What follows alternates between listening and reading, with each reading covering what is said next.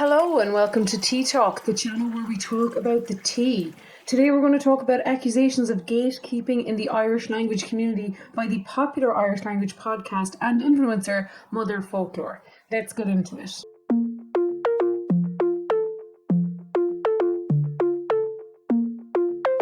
It all started when Irish language micro-influencer Gail Gorey tweeted the following three-part statement. TLDR, if you've nothing nice to say nothing. In the first part of the statement, he accuses Motherfoclóir of accusing him of ripping off the Motherfoclóir brand, to which he says, the Motherfoclóir podcast is not a rip-off of Motherfoclóir. Although my podcast is in English and deals with Irishness, that's about all the similarities you'll find. My podcast is about national identity in 2020, and it serves to highlight how modern progressive Ireland isn't necessarily that progressive at all if you're an outsider or other. My guests include a trans man, an Irish traveller, a closeted gay man, a POC with Gaeilge, a drag queen, and a person adopted into Ireland, to name a few. It's about how they still face discrimination online and in person, from severe to painfully casual. The only reason it has an Irish title was because I get criticised quite often about my level of Irish, and thus don't feel comfortable attempting this podcast as Gaeilge. As a workaround, not doing it in Irish but attempting to stay true to Gail Gorey, I was also hoping to discuss with some of the people, the Gaeilgeors among my guests, if the Irish language had any part to play in their development as it did mine. In the second part of the statement, Gail Gorey talks about how Motherfoclóir and Misha Era, both podcasts mentioned in this debate, were big inspirations for him to create Irish language content, saying, both Motherfoclóir and Misha Era were huge motivations for me to start my own podcast. I listen to Motherfoclóir quite religiously now, and Duran is doing a phenomenal job with Misha Era. I always do my best to support them both on my platform. I share them on my Instagram story when I listen, and when people reach out to me asking for tips on learning Gaeilge or about Ireland, they're always on my list of recommendations. I have also publicly expressed an interest in appearing on Motherfoclóir because I enjoy it so much.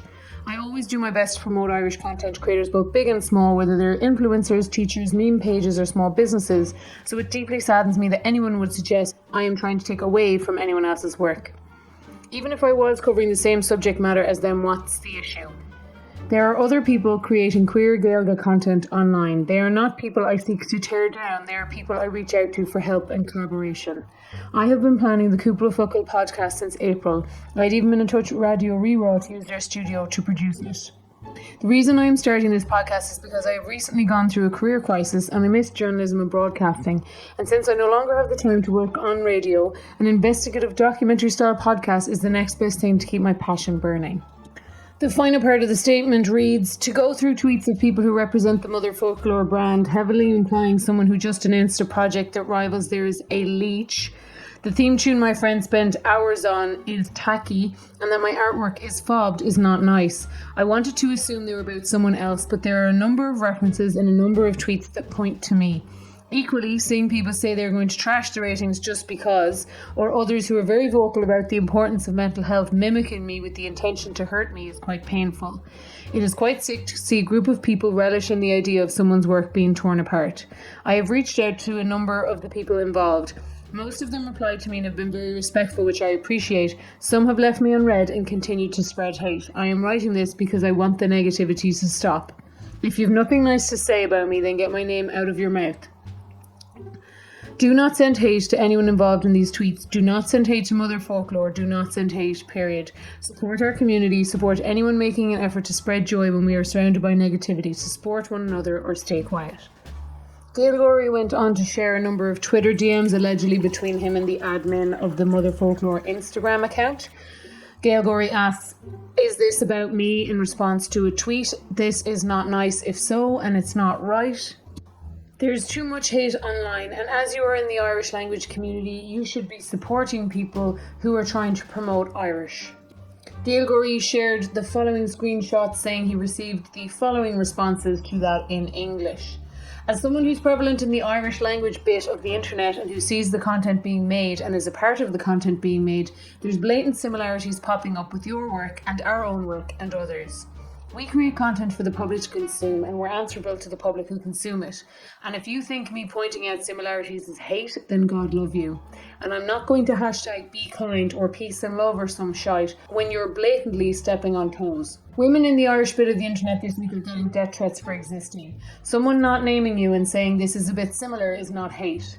And funny how you're so quick to know it was you I was talking about. Maybe if you weren't fobbing off work, you wouldn't have paid attention to my comment. Gail Gorey replies, what exactly am I copying? Please do tell because I am confused. Your pod theme has been done by both ourselves and Misha Era. Your podcast art is a blatant rip-off of theirs. Your theme tune is a bit too similar to ours for my liking, but maybe that's just me. This book idea sounds to me like you want to crawl up Darak's ass and live there. And the next time you want to talk about me, my fucking name is right there. It's very impressive what you've done, especially with your level of networking. To which Gail Gorey replies, what have I done? What do you mean by networking? I'm making a podcast. Trashing the work I do is hate. It's really uncalled for. We share the same goal. I have a degree in comms and marketing and I run the Motherfoclóir Insta account. I see your networking. And I never trashed your work. I said it was delicious. I like your statement, by the way. It's very incriminating seeing as I never mentioned Motherfoclóir or Misha Era in my tweet. To which Gail Gorey replies, I'm done with this conversation. I'll address everything you just mentioned in my most recent tweet. Sorry, you have so much hatred. Have a good day. So before we get on with the rest of the tea, let's discuss the allegations. The first accusation is that the art for the Motherfoclóir podcast is too similar to the Misha Era podcast art. Here are the two arts side by side. Are these too similar? Let me know what you think down in the comments below. The second accusation is that the intro for the Motherfoclóir podcast and the intro for the Motherfoclóir podcast are too similar. So here is the intro for the forthcoming Motherfoclóir podcast.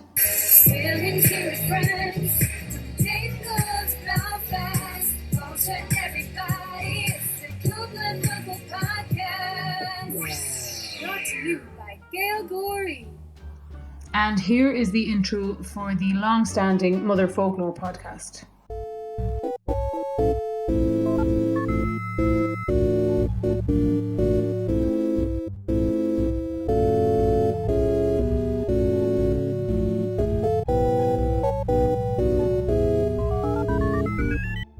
An important note here is that the Motherfoclóir podcast intro is based off the Irish national anthem. So let me know what you think down in the comments. Do you think the artwork is too similar? Do you think the intro to the two podcasts is similar? Or do you think this is an example of gatekeeping in the Irish language community? Is there room for everyone? Shortly after this began to gain traction in the Irish language community, Emer tweeted, my tweet got spicy overnight it seems. Nice of you to assume that my own personal opinion is an official statement from a group of people rather than me existing of my own accord. If anyone is wondering, opinions on my personal account regarding dark chocolate, sparkling water, Ford Fiestas and the Argos website are also my own personal opinions and not to be associated with those around me. Although I couldn't be around anyone who hates sparkling water. The Irish language community on Twitter quickly rallied around Gail Gorey, with Irish language presenter and youth coordinator at Conra na Gaeilge, Shiva Ní Rourke, tweeting, sorry, since when can you attack someone's work and then not let them stand up for themselves? What connection is women's suffering to that? What kind of protection is that, using the suffering of women as a shield for you to be ugly and aggressive? Wow, the colour green used as the colour story of an Irish podcast with an Irish name. Absolutely groundbreaking. It must have been plagiarism. No one would have been able to come up with that concept themselves. And I'm not giving out about anyone's work here, but comparisons like that can't be made as if it's a whole new thing. Honest to God, what is with the negativity? Later that same morning, Emer tweeted, overnight, things blew up. And I'll raise my hands and admit that I was wrong. I have egg on my face. I always take pride in my work and the time and effort I put into my work. It hasn't always been easy to juggle, and especially of late. Obviously not everything that goes on in my life is on my Twitter account, although at times it may look like it. And when I spotted something that I thought was going to affect me and my work, it bugged me. This came from a place of pride, but my pride was in the wrong place, and I lost my cool.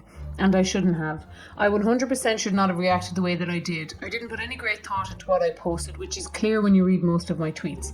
I passed fleeting comments and put my phone down. Only this time I fucked up. I hurt people. I especially hurt Gail Gorey. I'm sorry.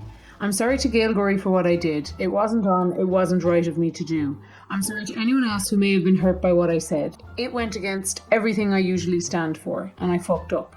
Best for me now, and for the team who don't agree with me in what I said yesterday, by the way, is for me to take a step back, take stock, take a breather, and maybe start again, whenever it is right for me to do so. I should have known better. I'm big and bold and grown enough. Obviously, I still have some learning to do.